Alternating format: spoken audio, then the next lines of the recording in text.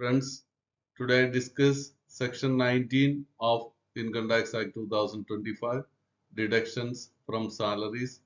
Here I discuss the deductions available from salary income for computation of income tax. The deductions available are discussed in this video. I am Kurian TC, Chartered Accountant. Section 19, subsection 1. The income chargeable under the head salaries shall be computed after making the following deductions. 1. Tax on employment. Full amount is eligible for deduction. Standard deduction rupees 75,000 if income from salary is computed under section 202 subsection 1 and in any other case rupees 50,000. 3. Death cum retirement gratuity. Entire amount is eligible for deduction. Payment of retiring gratuity received under the pension code or provisions applicable to the members of defense. Entire amount is eligible for deduction. 5. Gratuity under Payment of Gratuity Act 1972. Entire amount restricted to the amount calculated as per the provisions of such act. Rupees 20 lakhs is the amount restricted.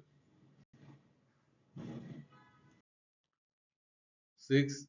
Any other gratuity on retirement if incapacitated before retirement or termination.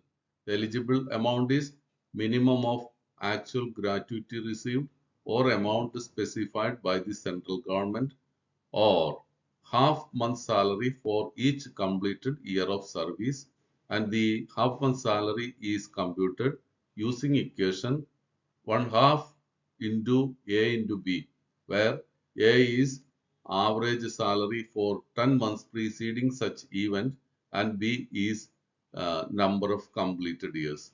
So the minimum amount, lowest amount of actual gratuity received or amount specified by the government or third choice is half month salary for each completed year of service. This amount shall be, a list of these shall be eligible as deduction. 7. Commutation pension received. Under the civil pensions commutation rules of the central government or under any similar scheme applicable to the members of the civil services of the union or holders of posts connected with the defense or civil posts under the union, members of all India services, members of defense services,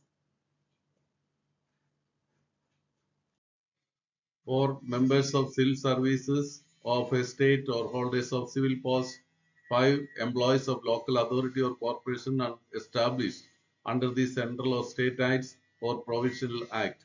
The entire amount shall be allowed as deduction.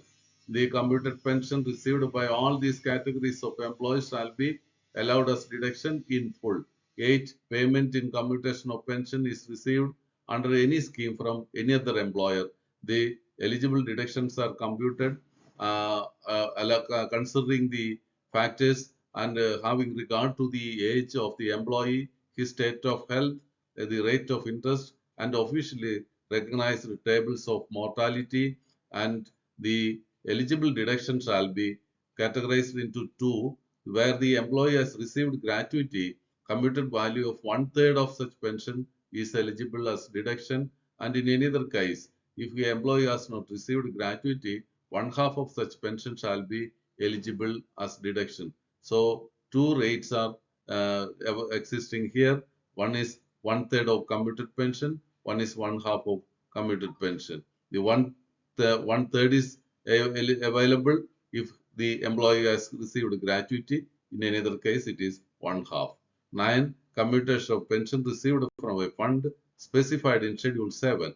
The eligible amount is entire amount.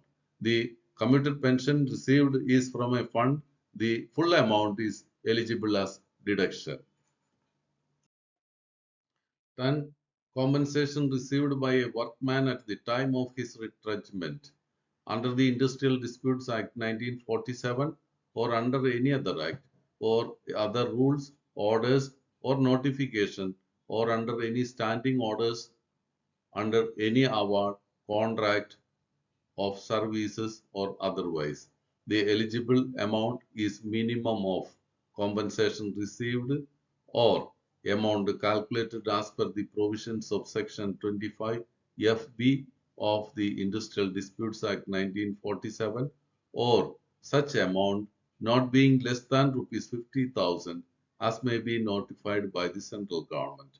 From these three amounts, the eligible amount shall be the least and the compensation received or the amount calculated as per the provisions of Industrial Disputes Act or rupees 50,000, and the minimum of these three amounts shall be eligible as deduction. 11. In the case of compensation referred to in serial number 10, where such compensation is received in accordance with any scheme which the central government may approve in this behalf, having regard to the need of the extending special protection to the workman or other relevant circumstances. In this case, compensation received in full shall be eligible as deduction. So serial number 10 has modified in serial number 11. The conditions are if the government has special protection scheme for the workman, the compensation received shall be allowed as deduction in full. 12. Any amount received or receivable on voluntary retirement or termination of service under a scheme or a schemes of voluntary retirement by an employee shall be eligible as deduction. The amount eligible for deduction is minimum of compensation received or rupees 5 lakhs. The minimum amount, the limited is the eligible deduction is restricted to the compensation received or rupees 5 lakhs, whichever is lower.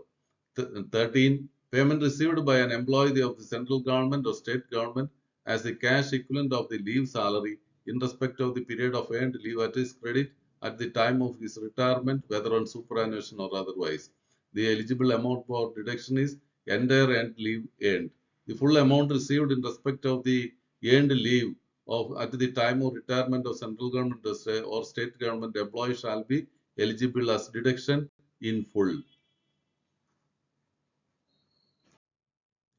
And in the case of non-government employees, the deduction for earned leave shall be the lowest of cash equivalent of leave salary in respect of the period of earned leave at his credit at the time of his retirement, or the amount A. This is a fixed amount calculated based on average monthly salary for 10 months immediately preceding his retirement, or C. The amounts fixed by the central government by notification or actual amount received. Comparing all these four amounts, the lowest or minimum amount shall be eligible as deduction. Thank you.